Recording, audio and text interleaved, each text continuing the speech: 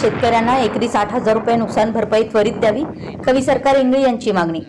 पश्चिम महाराष्ट्रातील सांगली, कोल्हापूरसह इतर जिल्ह्यातील अनेक नद्यांना महापूर आल्यानं मोठ्या प्रमाणावर शेतीचं नुकसान झालंय।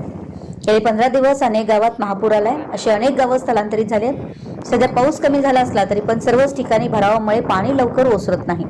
आज शिरोळ व हातकणंगले तालुक्यात कृष्णा व पंचगंगा नद्यांनी अजूनही भरलेल्या 15 दिवस झाले ऊस पीक, भात, सोयाबीन, उडीद यासह अनेक पिकं आजही पाण्यात आहेत। नदीकाठची शेती जवळ ऊस पीक मोठ्या प्रमाणात घेतलं जातं। गत हंगामात कारखान्यात उशिरा गेल्यानं शेतकऱ्यांच्या शेतात खोडवा, निवडा, भात काढून गेलेल्या लागण आजही पुराच्या पाण्यात बुडून खुसतायत। शासनाने दरवर्षी ज्या गावांना पुराचा फटका बसून पीक नुकसान होत आहे त्यांच्या मागील पुराचे सर्वे केलेल्या यादीप्रमाणे यावर्षी कुणा शेतकऱ्यांची सध्याची पीक परिस्थिती सर्वे करून त्वरित पंचनामे करून ऊस पीक शेतकऱ्यांना एकरी 60,000 रुपये नुकसान भरपाई द्यावी।